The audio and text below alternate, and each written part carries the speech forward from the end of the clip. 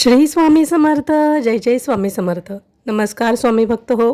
स्वामी स्पर्श या यूट्यूब चॅनेलमध्ये तुम्हा सर्वांचे मनापासून खूप खूप खूप स्वागत. स्वामी भक्त हो, आजच्या व्हिडिओमध्ये मी तुम्हाला आमलकी एकादशीच्या दिवशी विष्णू प्राप्तीसाठी आपल्याला काय सेवा करायच्या आहेत, कोणत्या महत्त्वपूर्ण सेवा, स्तोत्र, मंत्र यांचे पठण करायचे आहे ते सर्व तुम्हाला सांगणार आहे. तत्पूर्वी तुम्ही जर चॅनेलला नवीन असाल तर या चॅनेलला सबस्क्राईब करा आणि अशाच नवीन व्हिडिओंच्या नोटिफिकेशनसाठी बेल बटन नक्की दाबा. चला तर सुरुवात करूया आपल्या आजच्या व्हिडिओला. स्वामी समर्थ भक्त हो, आपल्याला माहिती आहे पद्म आणि विष्णू पुराणानुसार विष्णूला तुळशीबरोबरच आवळ्याचे झाड देखील अत्यंत प्रिय आहे.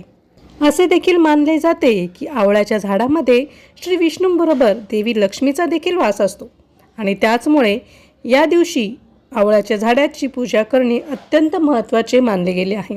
त्यामुळेच आपल्याला विष्णू प्राप्तीबरोबरच लक्ष्मी प्राप्तीसाठी देखील या दिवशी लोक आवळ्याच्या झाडाखाली बसून श्री विष्णूंना प्रसन्न करून घेण्यासाठी सेवा करत असतात. आता या सेवा काय करायच्या, कशा पद्धतीने करायच्या ते आपण पाहूयात.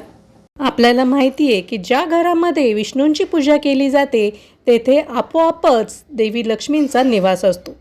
त्यामुळे आपल्याला जर लक्ष्मी प्राप्ती करून घ्यायची असेल तर श्री विष्णूंना नक्की प्रसन्न करून घेण्यासाठी या दिवशी आवळ्याच्या झाडाची पूजा करून आणि विष्णूंची उपासना करावी.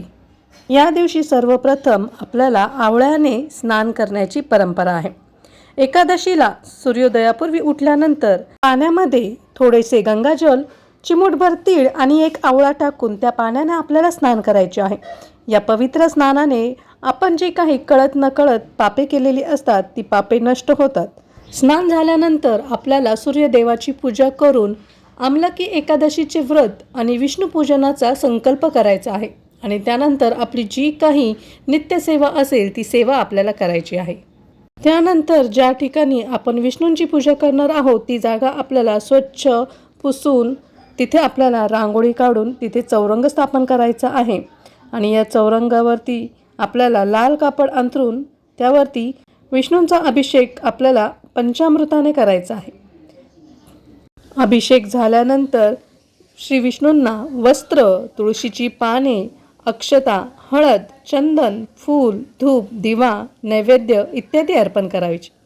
जर तुमच्याकडे विष्णूची मूर्ती नसेल तरीही काही हरकत नाही आहे. आपल्या प्रत्येकाच्या घरामध्ये बाळकृष्णांची मूर्ती असते, त्या मूर्तीची पूजा केली तरी देखील चालते. त्यानंतर भगवान विष्णूंना आवळ्याचे फळ अर्पण करायचे आहे. म्हणजे आपल्याला आवळा अर्पण करायचा आहे, कारण आवळा हा देववृक्ष आहे आणि आवळा श्री विष्णूंना अत्यंत प्रिय आहे. त्यामुळे त्यांना प्रसन्न करून घेण्यासाठी आजच्या एकादशीच्या दिवशी आपल्याला त्यांना आवळा अर्पण करायचा आहे.